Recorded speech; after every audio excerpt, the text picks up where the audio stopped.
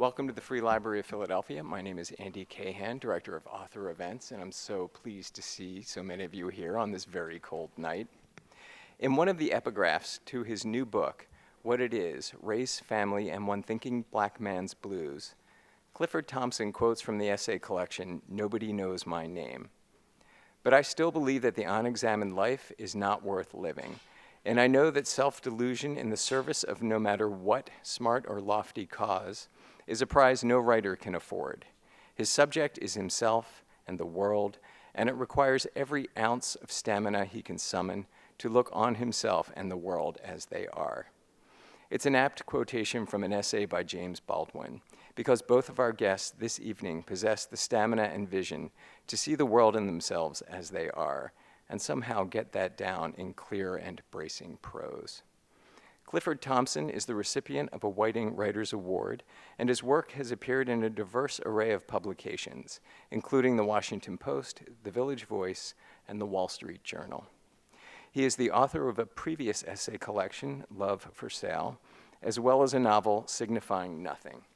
And he teaches writing at New York University and Sarah Lawrence College. Thompson's latest book ruminates on race amidst the tumult of Trump's America. Kirkus Reviews calls the essays graceful and searching.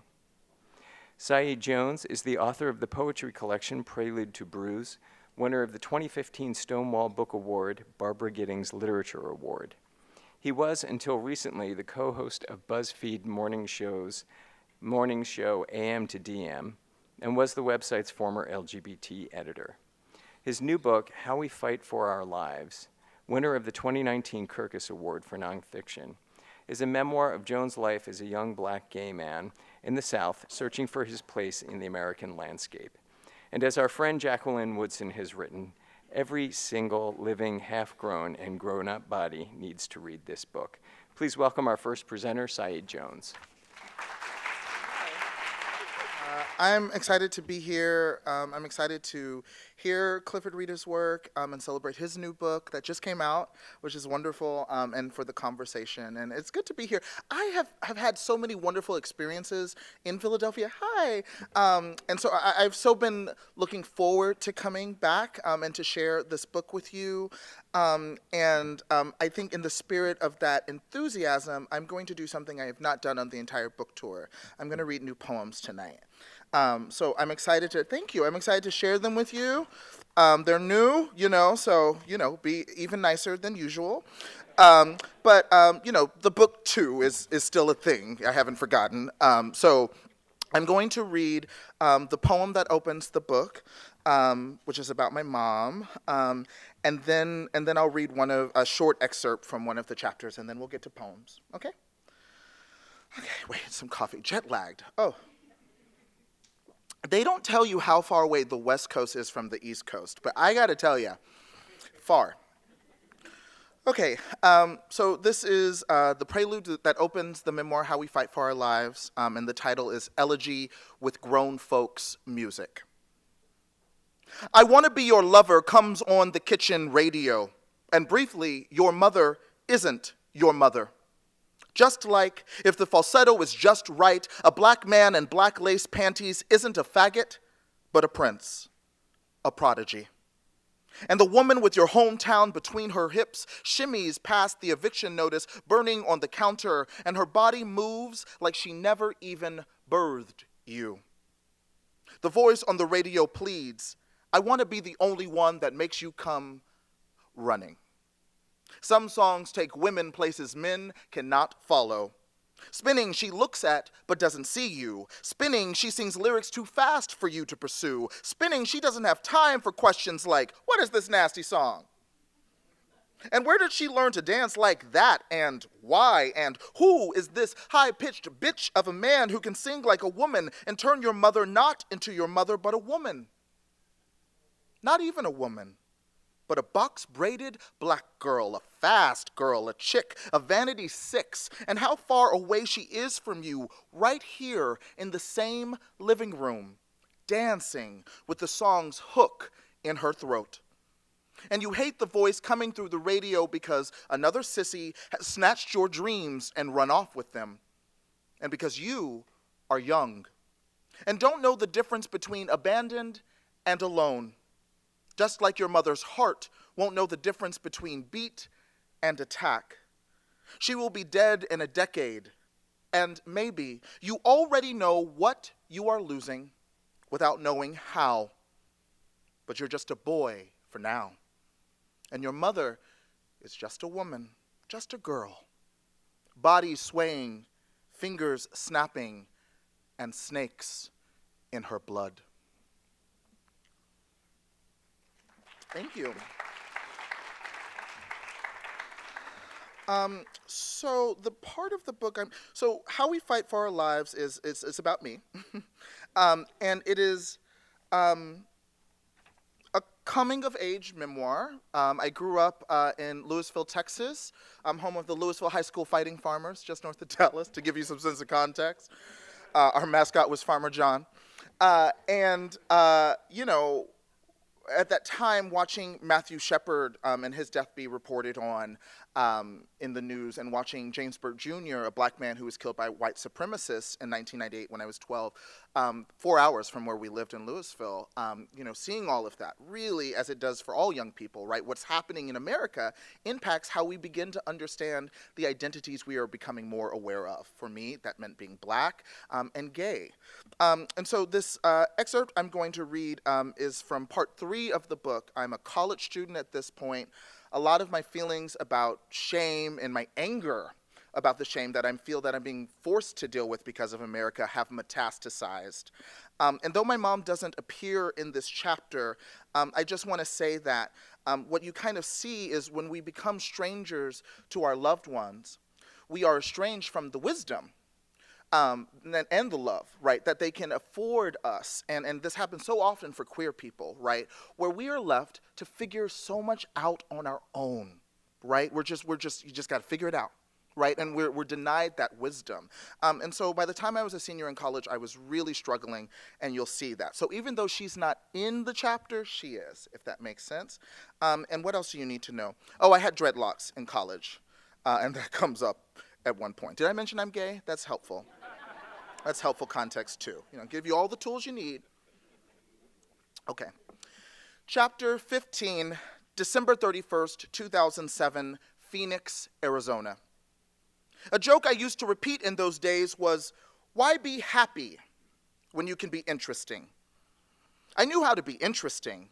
There was power in being a spectacle, even a dark spectacle. The punch and the line. Interesting. Sentences like serrated blades, laughter like machine gun rounds, a drink in one hand, a borrowed cigarette in the other. If you could draw enough glances, any room could orbit around you. That New Year's Eve, I wound up at a party that was exactly like every college party I had ever been to. An iPod hooked up to a pair of speakers, an awkward costume theme I tried and failed to adhere to, and an apartment clogged with white people. The only difference was that I was getting wasted in Phoenix, Arizona, instead of Bowling Green, Kentucky, where I went to school. In the few days I'd been there, I had concluded that Arizona was perhaps the whitest place I had ever visited. It was like stepping onto the surface of a very well-lit moon. The party's theme was the future, which is why more than half the people in attendance were wearing some combination of synthetic fabric, aluminum foil, and sunglasses. I hadn't known that there would be a theme, and the only other shirt I had packed was a blue calico button-down. So I put my dreadlocks into 2 pigtails and kept telling everyone I was Dorothy. No one found this in any way strange because, of course, this was the future. And all bets are off in the year 2075. In the first few hours of the party, either I didn't notice him, or the man who would later try to kill me simply hadn't arrived yet. All night, I was a terrific, bright black mess. I stomped, slinked, sauntered in and out of the kitchen to refill my cup or do shots.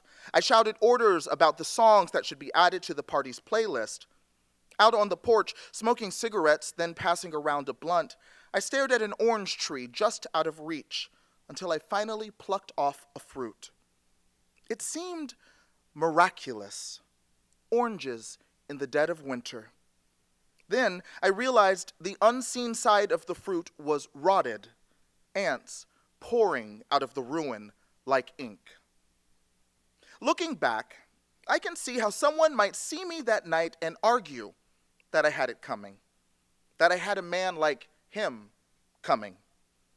If that someone was America herself, I can understand how she might rattle off a warning. That black boy has been too hungry for too long. One of these nights, he's going to bite off more than he can chew. I will say for myself, America, I did the best I could with what I was given. The man, let's call him Daniel, looked familiar when I saw him from across the room, as if each part of him had been borrowed from some other boy or man I had wanted. Leaning against that wall, dispassionately sipping a beer, he was the kind of quiet I have noticed in certain men and long hungered for. The silence of men who have it all, and thus find it all boring, who don't exert the energy necessary to flirt, persuade, or convince because they know America will come crawling to them on hands and knees. I realize now that what I wanted was not just the bodies of such men, but their power, and what they could use that power to do to the rest of us. The brutal exertion of will, destiny made manifest by the unspoken threat their muscled bodies and white skin posed. I hungered for the power of the all-American man, the Marlboro man and the Marlboro man's firstborn son, the high school quarterback, the company's future CEO, Ernest Hemingway, John Wayne, Odysseus, Hercules, Achilles, the shield itself, the stone-cut archetype, the goddamned everyman, the golden boy, the one. If I could not actually be the one myself, I thought I could survive by devouring him whole. The more straight, the more masculine, the more I wanted to see him with his legs spread or up, back arched in an orgasm that did not just bring him pleasure, but a warning. In spite of the man you say you are, and the future I live in, men like me are coming to conquer you, and we will take no prisoners. This is what I thought it meant to be a man fighting for his life. If America was going to hate me for being black and gay, then I might as well make a weapon out of myself. Thank you. Okay. I have a suspicion. I'm going to make an assumption about writers. I think every writer, as soon as you finish a book you've worked on so hard, you're like, okay, so I'm never going to write about that stuff again. And here's some new poems where I'm writing about all that stuff again. So I'm going to read 3 poems, and then I'm going to sit down and enjoy my latte and, learn. So I've been writing a series of poems about grief, and this is one of them. I wrote it on Friday the 13th under a Scorpio moon, if you want that for context. Grief number 913. I grieve the boy I killed, and the country fashioned out of his bloodstains. I grieve that it was so easy, the knife lazy and confident invading him. This is what love feels like. I grieve that he believed me. Dumb animal, doe-eyed, ready-made gift. Just another border outlined in barbed wire and crime scene chalk. I grieve that, even then, I already knew I'd do it again, again, again, again. I grieve a continent, nations united by the way terror turns me on, the hot instant between thrust and gasp. I want you, and I had you. Again, again, again, again. I grieve my face onto the covers of history books. I grieve the descendants, dumb animals, dead-eyed, ready-made gifts. This is what love requires. I grieve that they still believe me. So a few weeks ago, I've done, this is nearing the end of my book tour, which is why I'm going crazy and reading poems for the first time in forever. And because K.S.A. Lehman was a wonderful writer, and his book Heavy is such a generous offering, I think of it as a sibling of my book, I wanted to spend time with him, and I did. Woo, oh, Mississippi's heavy.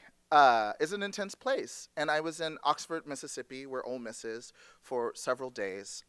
So I'm just going to read one last poem, and this is about my time there earlier this fall. The title comes from the last line in Shirley Jackson's The Lottery. Spoiler, they kill somebody. Someone got mad at me on Twitter. I was like, it's like the most famous. It's published in the 50s. Okay. It isn't fair. It isn't right. The color of a memory is the difference between haunted and hunted. In Mississippi, red, white, and blue don't mean, remember, this is America. They mean history is a gun, and every bullet in its chamber wants you to forget. They mean we tried our best not to be America and failed, and now we keep forgetting to forget. And anyway, who did you vote for? No need to ask us. You already know. They mean the white man in the White House tweeted this morning that he's being lynched. Outside my hotel, no, I'm not from around here. On the street corner, there is a plaque that tells me where I can find the body of the town's first white settler. But it's almost sundown. And I've been told darkness in Mississippi is not a metaphor, so I chase the shadow back into the hotel. At the bar, I beg the bartender to make me a stronger drink. He tries, and he fails. I'm scared and black and mostly sober at the hotel bar and reading an essay about lynching when some Ole Miss frat boys explode into the room, cheering in a dead language, and my heart doesn't even wait for me to get the check. My heart is already gone. My heart is cowering in the hallway in front of my hotel room because I have the key and I just now got the check, and I keep forgetting to forget that the America I was born in will not be the America in which I die. Thank you. Well, that was wonderful. That was wonderful. Thank you all for coming, and thank you to the Free Library for hosting this event. I'm very excited to be here.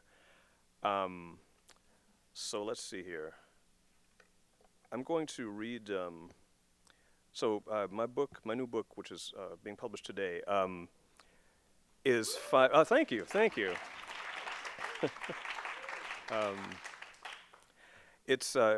There are 5 chapters and an introduction, and what I thought I would do is read the introduction to you. It's fairly self-explanatory. People ask me what the book is about, and I say, well, it's kind of a memoir, and it's essentially a response, a personal response to the election of our current president, and I think that's probably all you need to know. I did want to add that Philadelphia, I got to put these on because I'm an old dude at this point. Philadelphia has a special place in my heart because when I was way back in the 1970s, I have 2 older sisters. I grew up in D.C. We all grew up in D.C. And I have 2 older sisters, and one of my sisters went to Temple University here, and my other sister would come to visit her, and she would kind of drag me along. Not drag me, I wanted to come, but so I'd be there in my wide eyes and with my GI Joes, and so it's nice to come here. I am a black man, Brooklyn-based, 54 years old as I write this. For nearly as long as I can remember, there has been, at the core of my being, making me who I am, or who I feel that I am, the belief that I must treat everyone as an individual, that I must not base my judgments on anything as inconsequential as skin color. And for most of my adult life, I have chosen to see myself as an American because of the contributions black people have made to this country, because of how inextricably this country is tied to my heritage, and despite white racist belief that this country is theirs more than it is mine. Living according to these principles has sometimes been tough. In my late teens and 20s, moving from the all-black environment where I grew up to integrated circles in college and beyond, I sometimes felt like the only black person I knew who was not reluctant, because of distrust, dislike, or both, to be in the predominantly white settings where my interests often took me. I clung stubbornly to my beliefs, and in my mid-20s I found what I considered to be support for my point of view when I picked up, somewhat belatedly, the books of James Baldwin. Leaving aside for a moment the music of Baldwin's sentences, the grandness of his vision, the wisdom and lyricism he brings to expressing the anger and ache of being black in America, he was the first model I found of one who brought everything he had to bear on opposing racism without being racist himself. His fiction, particularly the underappreciated Tell Me How Long the Train's Been Gone, and his nonfiction, none more eloquent than The Fire Next Time, are the work of a man who rages at injustice but loves deeply and without regard to pigmentation. While the assassinations of Medgar Evers, Malcolm X, and Martin Luther King Jr., along with the other aspects of the backlash against the civil rights movement, left Baldwin embittered and disillusioned, they did not ultimately compromise his humanity or make him into a racist. He remained, for me, a model of how to conduct oneself with regard to race. And yet, I still felt some confusion. There was one substantive difference between me and the white people in my circle. Being white, I discovered, seemed to make one exempt from the question of who one is. They were Americans, these white people, and it never seemed to occur to them, and certainly no one ever indicated to them, that they should think otherwise. Many black people, of course, are exempt from this question of who they are, too, by virtue of living and working largely or wholly among other blacks. But if a person's life and interests take him, as mine have taken me, to places where he looks different from most others, that person may begin to ask where the similarities between himself and these others end, and the differences beyond the obvious one begin. What the basis for these similarities is, and what the basis for the differences is, and into which camp, similarity or difference, nationality falls. And with regard to the very question of whether nationality constitutes a bond or barrier between oneself and others, the basis of this question is an unspoken assumption that runs so deep, that is reinforced so often and in so many ways, that I passed 3 decades of life on Earth before I questioned it. The assumption that being American means being white. At best, the place of blacks in all this seemed to be the one described by the comedian Chris Rock, who said that for us, America is like the uncle who molested you and then paid for your college education. I wish that was my line. As much as I would like to say that I began to question that assumption on my own, I had help. It was the work of the essayist Stanley Crouch, which in turn led me to the work of his mentor and soon to be mine, Albert Murray, that opened my eyes. Murray's books, beginning with The Omni-Americans, proposed an alternate view, that America, rather than simply being a white monster that feeds on people of color and that only the most self-hating of dark-skinned folks would identify with, is in fact largely a black creation, in terms of everything from culture to physical labor, and that the blood, sweat, and investment of generations of blacks makes America our home as much as that is anyone's. According to this view, the struggles blacks have historically faced have provided the obstacles over which we demonstrated the ability to triumph. As Murray wrote in The Omni-Americans, quote, "The legendary exploits of white U.S. backwoodsmen, keel boatmen, and prairie schoonermen become relatively safe when one sets them beside the breathtaking escapes of the fugitive slave beating his way south to Florida, west to the Indians, and north to faraway Canada through swamp and town alike, seeking freedom. Nobody was chasing Daniel Boone," end quote. To say I am an American, then, is not an act of capitulation, but the first step toward claiming one's birthright, recognizing the setting of one's ancestors' triumphs and adventures. It is tantamount to saying, I am home. The symbol for this idea, the art form that allows me to celebrate this notion of laying claim to a home, birthright, and identity, is jazz. The basis of jazz, a black contribution to American and world culture, is improvisation, a metaphor for the story of black Americans who have historically had to make a way where none existed before, a way that brought about both the Underground Railroad and the Civil Rights Movement. Every time a jazz musician improvises a passage, he or she celebrates this history. I embraced the sound and what it stood for, the fleet-footed sweetness of the alto saxophonist Julian Cannonball Adderley, the crusty vulnerability of Ben Webster's tenor sax, the spare melancholy of Miles Davis's trumpet, the sheer might of the original tenor man Coleman Hawkins, the beautiful eccentricity of Thelonious Monk's piano, the deceptive laziness of Billie Holiday's voice, the doggedness and inventiveness of the young Freddie Hubbard as he played trumpet lines over and through the thundering drum beats of Art Blakey, the doggedness and inventiveness necessary for survival for any jazz musician, any black person, anyone at all. And so, in my early 30s, a youngish man and new father to a biracial child, a budding essayist who earned his living as an editor and copy editor, a seeker after cultural knowledge, with Murray in my head and Baldwin in my heart, I set out into the big bad world, reading book after book while strap hanging on my way to and from work, listening at night to those jazz records that were the record of my people's contribution, believing all the while in the rightness of calling myself an American as years and then 2 decades passed. Along the way, the first black president was elected, which appeared to confirm what I had already decided. Along the way, events may have chipped at the outside of my beliefs. Killings of blacks from Trayvon Martin on through Eric Garner, Sandra Bland, Tamir Rice, and so many others may have led me to question whether I really wanted to call home a place where the police were seemingly paid to kill people who looked like me. And yet, neither Baldwin nor Murray had ever said that I wouldn't have to fight to protect my place in this land I called home. With many others, I took to the streets over those killings and believed I was doing so in service of my country. Perhaps some, black and white, wondered how I could be so even-keeled, and perhaps some, white as well as black, wanted me to be angrier. Some whites in particular appeared to think I should act through my anger as their conscience. The problem with that was that I already had a job. I did not have time to be anyone's conscience, and there is a word for one who does others' work for no pay, and I'm not thinking of intern. And so my beliefs at bottom held steady. And then came the election of Donald Trump.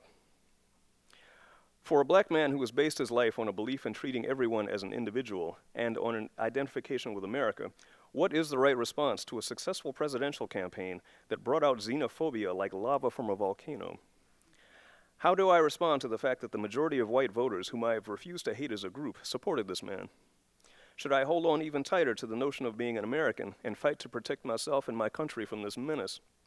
Or should I distance myself from a country where so many people seem to have demonstrated that they care nothing about me? Is it time to resign my post as the only non-racist black person in America?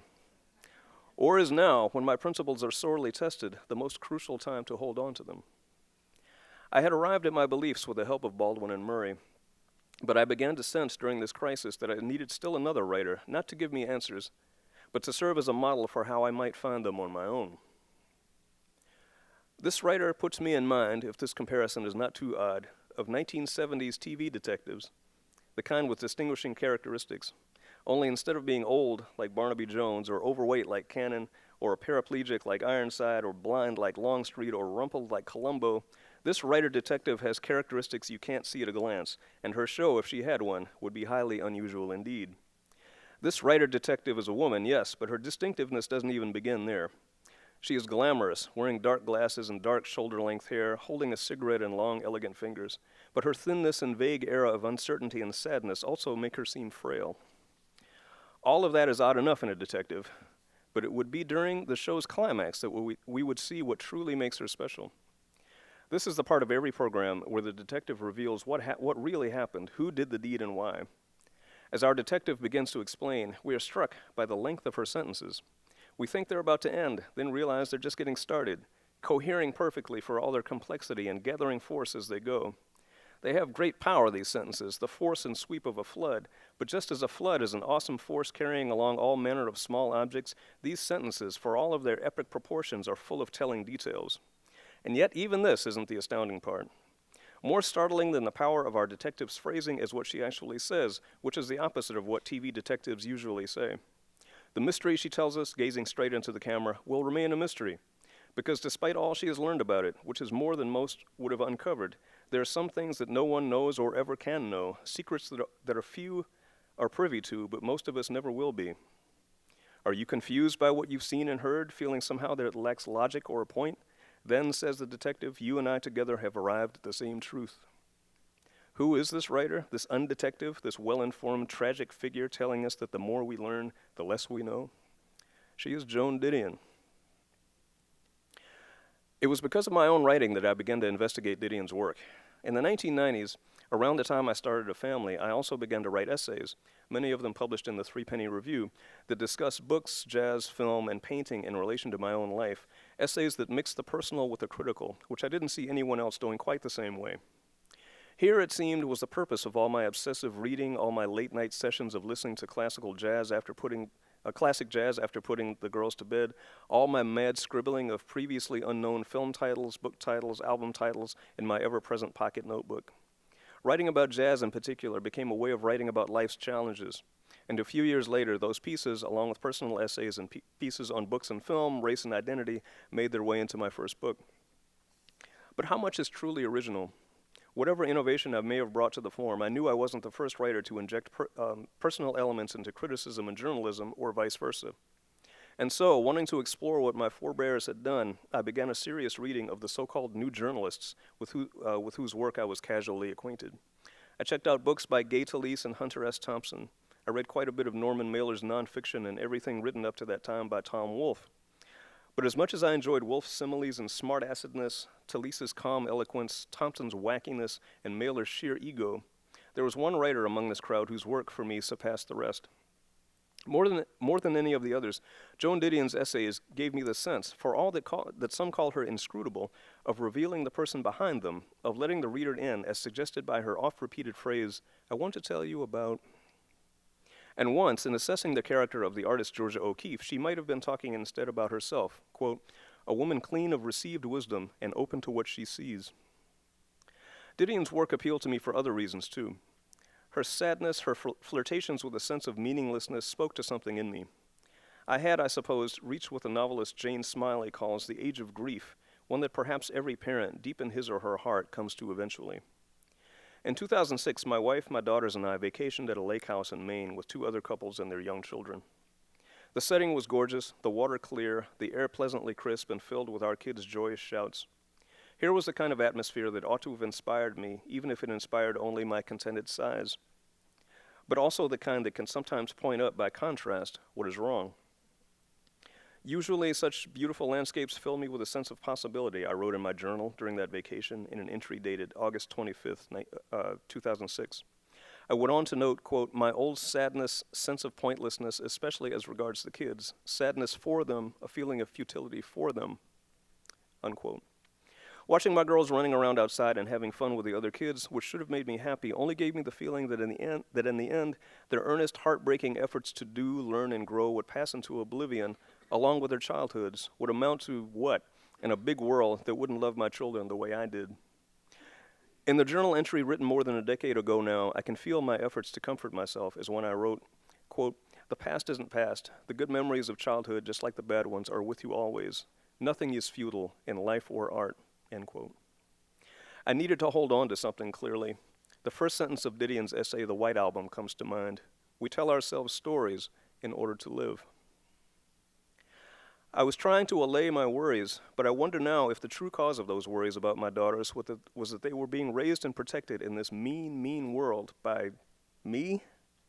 Surely those wonderful girls deserve someone smarter, stronger, more capable. The happier my children seemed, the sadder their plight appeared to me, those poor kids blind to the shakiness of their lives' foundations. Somehow, and so far, those girls, now young women, have survived despite having a father who managed to pass the age of 50 without getting it through his skull what his country really thinks of him. Or is now, when my principles are sorely tested, the most crucial time to hold on to them? Or is this very question a desperate attempt to evade the ugly truth? Is it worse as twilight approaches to be a fool or to turn my back on what makes me who I am? In this dark hour, it is the quality of Didion's that she observed in Georgia O'Keeffe, being clean of received wisdom and open to what she sees, that I most need to take on as my own.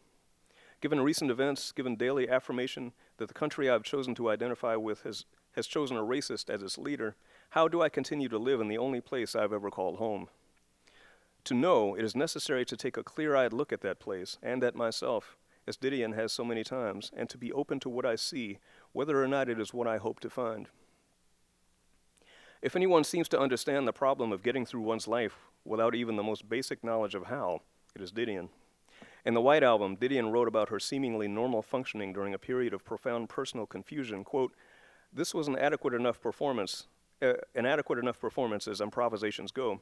The only problem was that my entire education, everything I had ever been told or had told myself, insisted that the production was never meant to be improvised. I was supposed to have a script and had mislaid it. I was supposed to hear cues and no longer did, end quote. The irony here is that if Didion felt she lacked the ability in her life to improvise, that ability at the heart of jazz, her writing is absolutely jazz-like. And her sentences, phrases riff on one another. Long dependent clauses explore ideas suggested by main clauses, as the work of a jazz horn player explores chords undergirding melody. And in her investigation of topics, Didion gets to the heart of things without knowing beforehand what is there, where she is going. She goes in with her eyes open to what she will find, and she responds accordingly, like a jazz musician responding to what his bandmates are playing, acting in the moment. Now, aching over my empty nest and contemplating the world around me, it is the improvisatory skill and doggedness of the jazz musician and the clear sight of Joan Didion that I hope to bring to this book. Through travel and the one-on-one interviews recorded here, I've even tried to emulate the way Didion sets out to see for herself not what is in her own head, but what is really going on. Thank you. Both of you address your works. They're both very personal, and they're also, in a way, written to America. And I wonder if each of you, through the writing process, became closer to and more accepting of what this country is for you.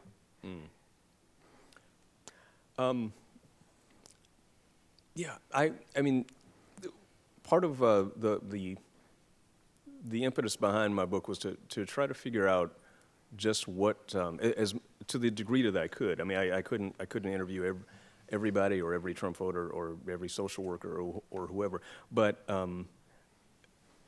what I was trying to do was get a possible sense of just what was behind this result of this election. And what I mean, the sort of conclusions that I came to are that there are a number of things at work. I mean, I don't think that there are, all of the support for this man. I don't. It's not all just like fire breathing racists. I mean, certainly there's a lot of racism involved, but I think there are certainly other factors, and it made me.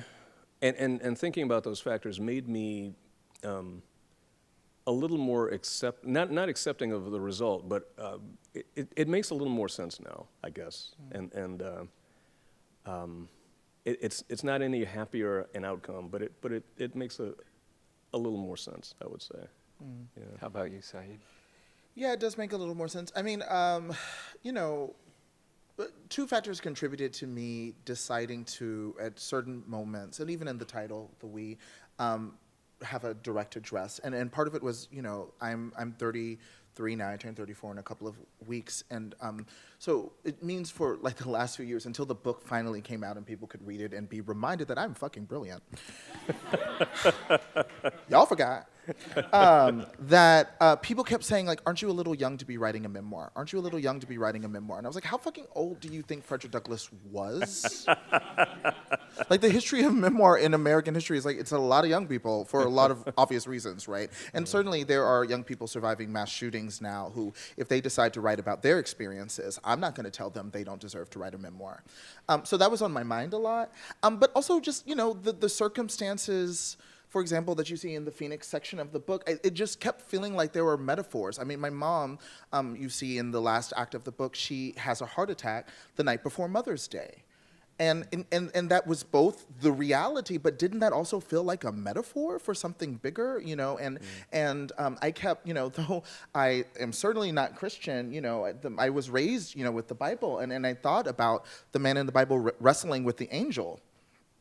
In the Phoenix section, when I'm wrestling with Daniel, again, on the blue hours of a new year, when Barack Obama is about to win Iowa. Like, it just, as I looked at the tent poles of the book, it just seemed that they were in conversation with something bigger than it meant a lot to me, right? And so I wanted to lean into that. And then, yeah, of course, I'm writing this book, and it's taking so long.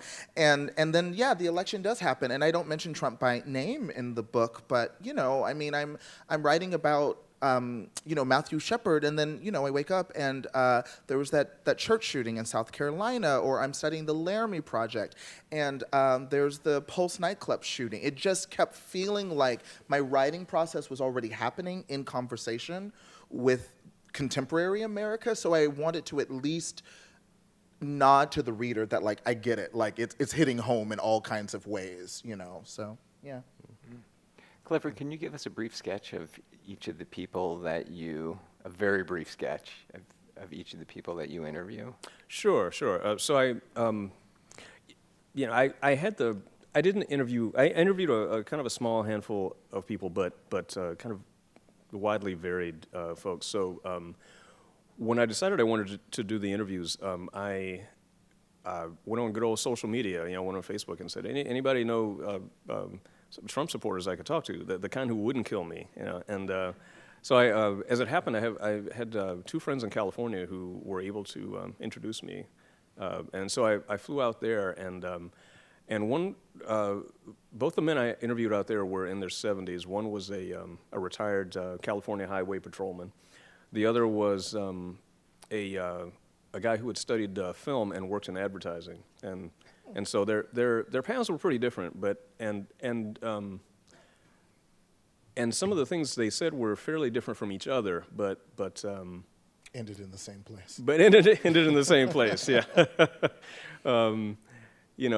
So it was funny. I talked to there was a man who had served in Korea, and his daughter reached out to me through my website because he wanted to find a black man he had served with in Korea named Clifford Thompson. And he said, and so she wrote to my website and said, I'm wondering if this is probably not you, but maybe your dad. And I said, well, no, wrong both times.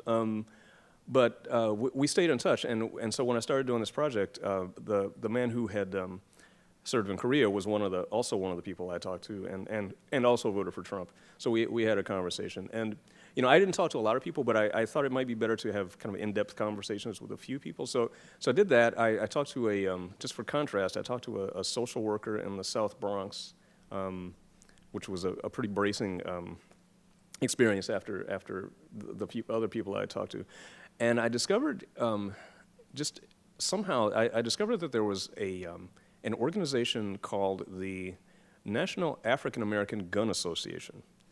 And I thought, what kind of an organization is this? And I got very curious about it. Just the combination of words, African American. I mean, we've been saying African American for like a generation now, but sometimes if you think about it, it's a very interesting phrase. Right.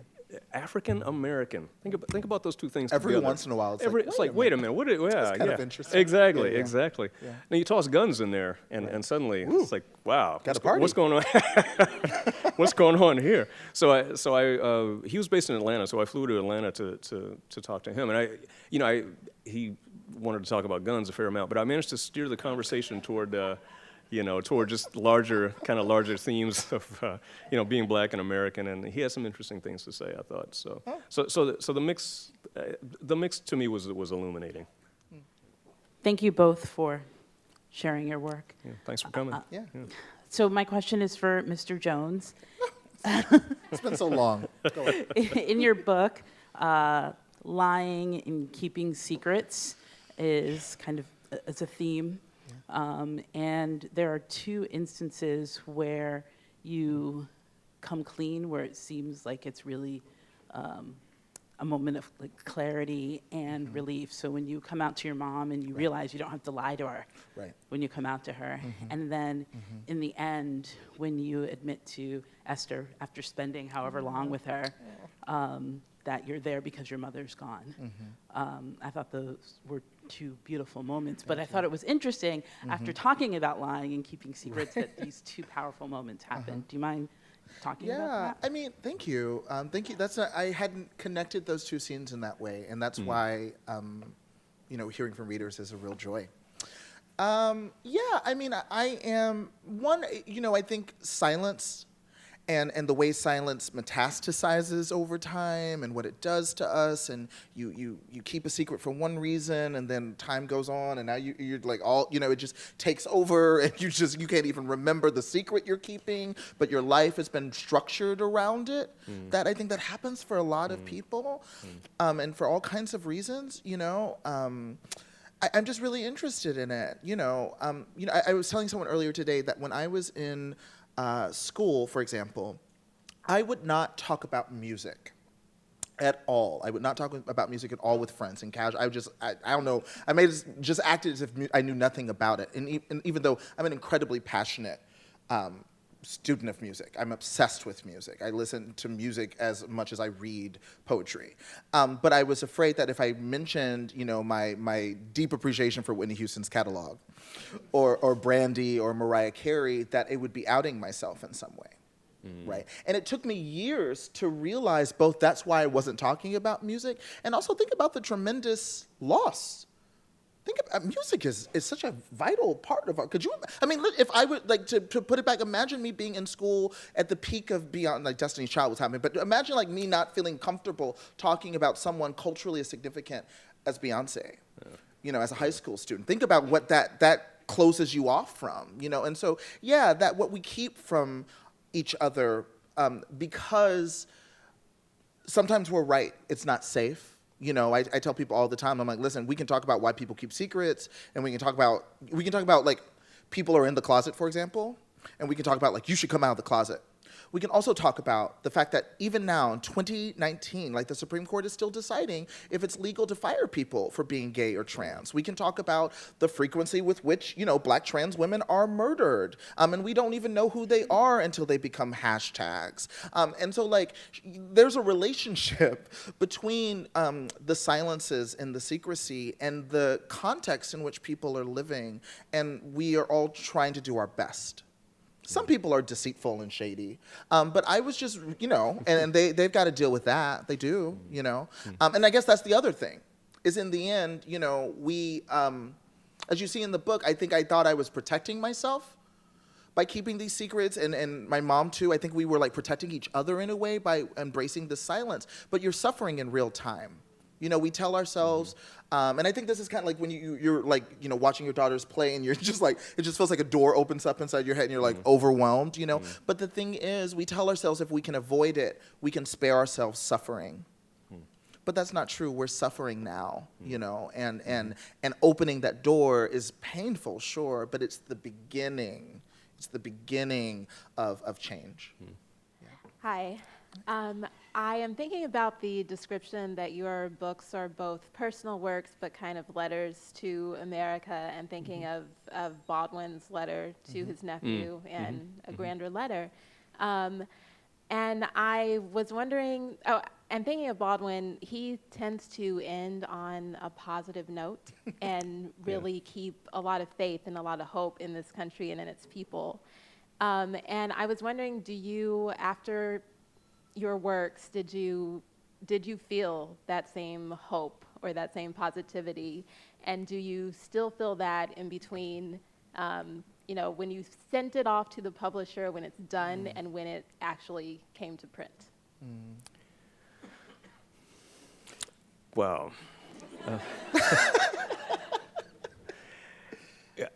I wanted to just address the point you made about Baldwin, feeling positive. It's funny, Baldwin is kind of, Baldwin is a little bit like Malcolm X in that depending on what your point of view is, you can almost find something to justify it somewhere in Baldwin's work. Same with Malcolm X. Malcolm X was probably four people over the course of at least four people over the course of his life, and I think the same is true of Baldwin. I think.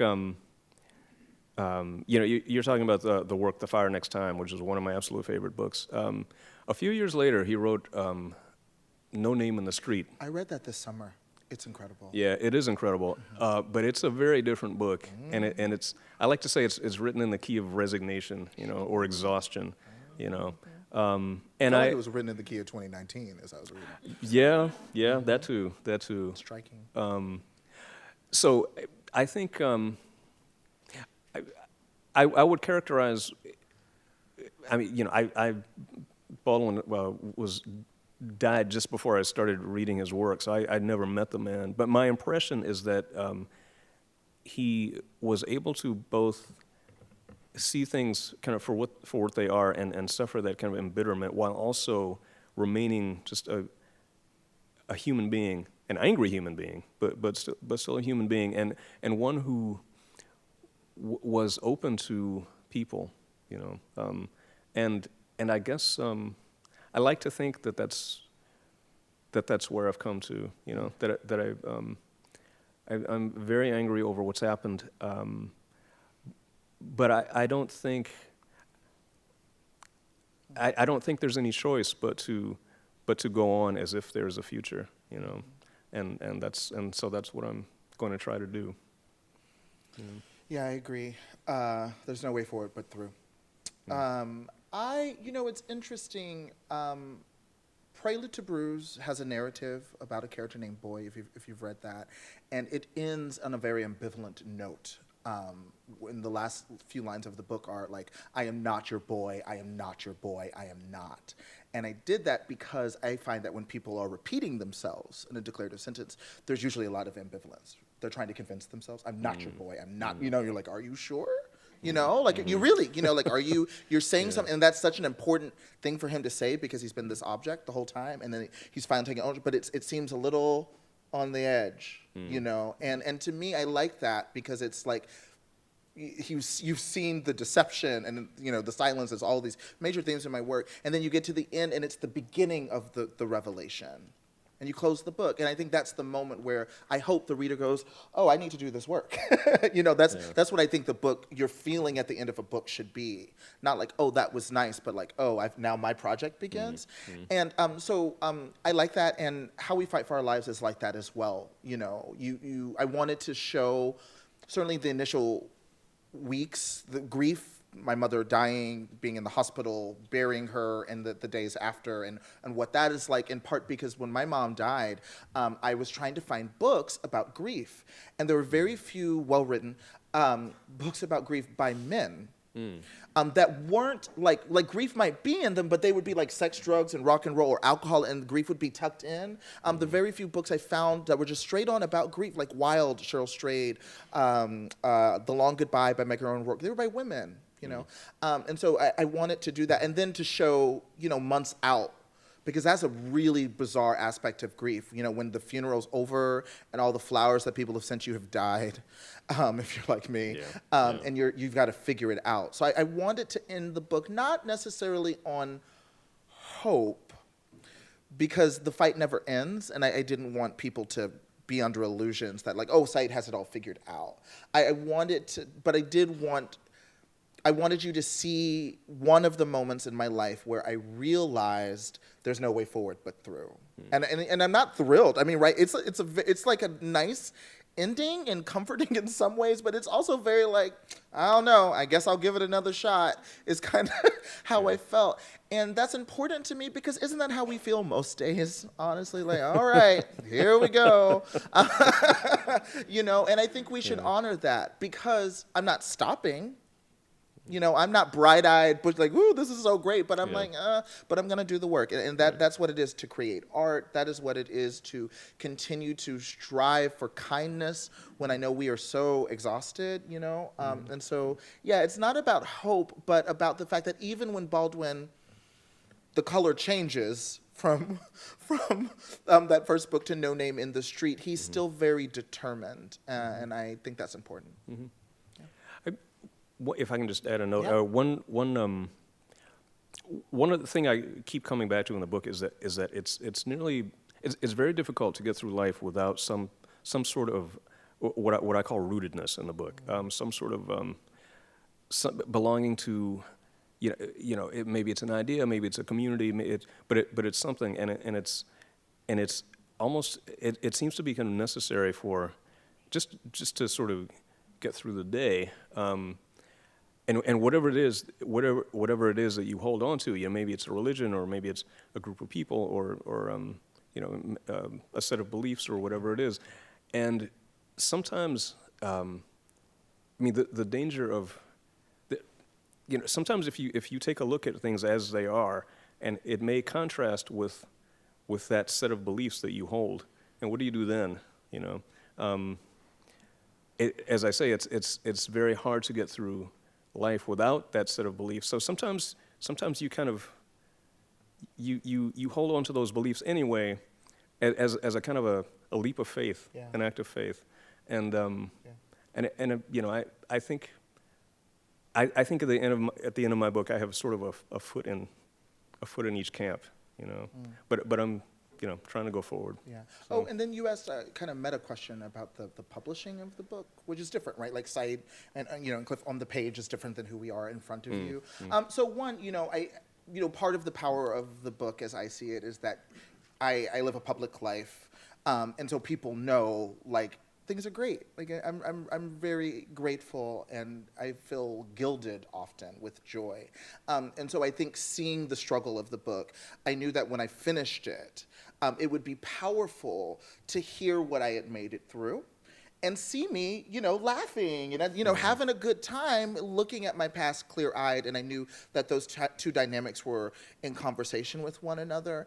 And I guess if not hope, when I finished the damn book, oh my gosh, and it took so much longer. Memoir, it takes so much more of you than you think. You have intentions, but it just, because it's not just a book, it's a book that's a product of your memory. So there's this self-interrogation that is on top of just the writing. It's a lot. But when I finished it, I was so proud that before anyone else read it, I knew I had written the book that I wanted to read. I'm very much a student of Morrison in that way. And I felt that. I knew that I had, like that paragraph with like the golden boy, I sent it to my editor. I was like, you cut that paragraph, I won't come to your office. I wish you would. And then he was like, don't worry, Saeed. I was nervous about the tree. I was like, we're keeping the orange tree. I was like, I was just like so determined, and so I was just thrilled with a major publisher, all these eyes on me, all this institutional support. And the book I wrote is the book I've always wanted to read. And you can't fake that feeling. And so that was the hope that for all of this, that's a tremendous accomplishment. Here's to finishing books. Please join me in thanking Saeed Jones and Clifford Thompson. Thank you. Cheers!